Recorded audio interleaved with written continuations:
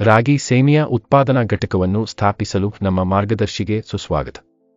ಈ ವಿಡಿಯೋದಲ್ಲಿ ಅಗತ್ಯವಿರುವ ಆರಂಭಿಕ ಹೂಡಿಕೆಯನ್ನು ನಾವು 2 ವರ್ಗಗಳಾಗಿ ವಿಂಗಡಿಸುತ್ತೇವೆ: ಸ್ಥಿರ ಬಂಡವಾಳ ಮತ್ತು ಕಾರ್ಯ ಬಂಡವಾಳ. ಮೊದಲಿಗೆ 11 ಲಕ್ಷ ರೂಪಾಯಿಗಳ ಸ್ಥಿರ ಬಂಡವಾಳದ ಬಗ್ಗೆ ಮಾತನಾಡೋಣ. ಇದು ಕಟ್ಟಡ, ಯಂತ್ರೋಪಕರಣಗಳು ಮತ್ತು ಸಲಕರಣೆಗಳಂತಹ ದೀರ್ಘಾವಧಿಯ ಆಸ್ತಿಗಳಲ್ಲಿ ಹೂಡಿಕೆಯನ್ನು ಒಳಗೊಂಡಿರುತ್ತದೆ. ನಾವು ಕಟ್ಟಡ ಅಥವಾ ಶೆಡ್ ಅನ್ನು ಸ್ಥಾಪಿಸುವ ಬಗ್ಗೆ ಮಾತನಾಡುತ್ತಿದ್ದೇವೆ. ಅಗತ್ಯ ರಿಪೇರಿ, ಆಂತರಿಕ ಕೆಲಸ ಮತ್ತು ಪೀಠೋಪಕರಣಗಳೊಂದಿಗೆ ಪೂರ್ಣಗೊಳಿಸಿ.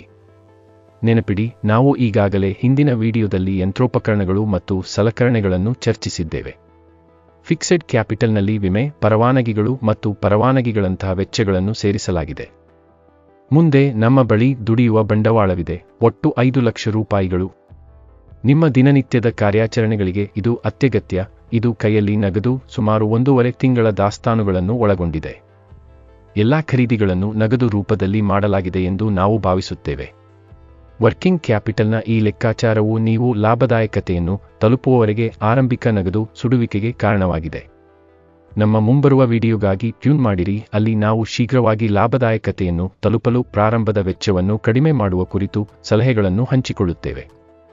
ಆದ್ದರಿಂದ ನಿಮ್ಮ ರಾಗಿ ಸೆಮಿಯಾ ಉತ್ಪಾದನಾ ಘಟಕಕ್ಕೆ ಒಟ್ಟು ಬಂಡವಾಳ ಹೂಡಿಕೆಯು 16 ಲಕ್ಷ ರೂಪಾಯಿಗಳಷ್ಟಿದೆ. ಇದು ನಿಮ್ಮ ವ್ಯವಹಾರಕ್ಕೆ ಸ್ಪಷ್ಟವಾದ ಆರ್ಥಿಕ ಮಾರ್ಗಸೂಚಿಯನ್ನು ನೀಡುತ್ತದೆ.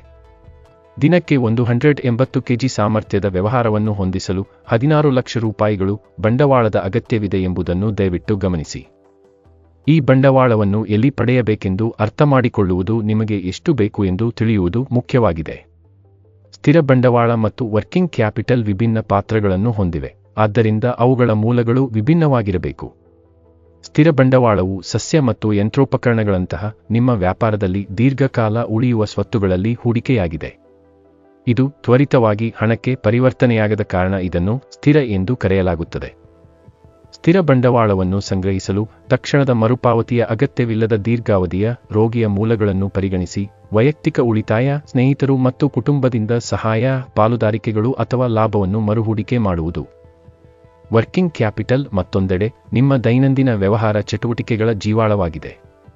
ಕಚ್ಚಾ ಸಾಮಗ್ರಿಗಳನ್ನು ಖರೀದಿಸಲು ಮತ್ತು ಕಾರ್ಯಾಚರಣೆಯ ವೆಚ್ಚಗಳನ್ನು ಸರಿದೂಗಿಸಲು ನೀವು ಇದನ್ನು ಬಳಸುತ್ತೀರಿ.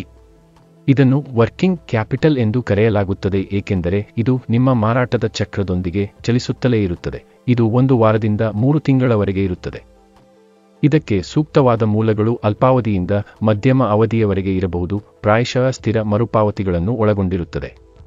ಆಯ್ಕೆಗಳಲ್ಲಿ ಸಮುದಾಯ ಸಂಸ್ಥೆಯ ಸಾಲಗಳು ಅಥವಾ ಓವರ್ಡ್ರಾಫ್ಟ್ ಮತ್ತು ಕಡಿಮೆ ಬಡ್ಡಿದರದಲ್ಲಿ ಬ್ಯಾಂಕ್ಗಳಿಂದ ನಗದು ಕ್ರೆಡಿಟ್ ಸೌಲಭ್ಯಗಳು ಸೇರಿವೆ. ಈ ಹಣಕಾಸು ಯೋಜನೆ ಕಾರ್ಯತಂತ್ರದೊಂದಿಗೆ ನೀವು ಯಶಸ್ವಿ ರಾಗಿ ಸೇಮಿಯಾ ಉತ್ಪಾದನಾ ಘಟಕವನ್ನು ಸ್ಥಾಪಿಸುವ ಹಾದಿಯಲ್ಲಿದ್ದೀರಿ. ಲೈಕ್ ಮಾಡಿ, ಶೇರ್ ಮಾಡಿ ಮತ್ತು ವ್ಯಾಪಾರ್ ಕೋಚ್ ಚಾನೆಲ್ಗೆ ಚಂದಾದಾರರಾಗಿ ಎಲ್ಲ ಅತ್ಯುತ್ತಮವಾಗಿ ವೀಕ್ಷಿಸಿದ್ದಕ್ಕಾಗಿ ಧನ್ಯವಾದಗಳು.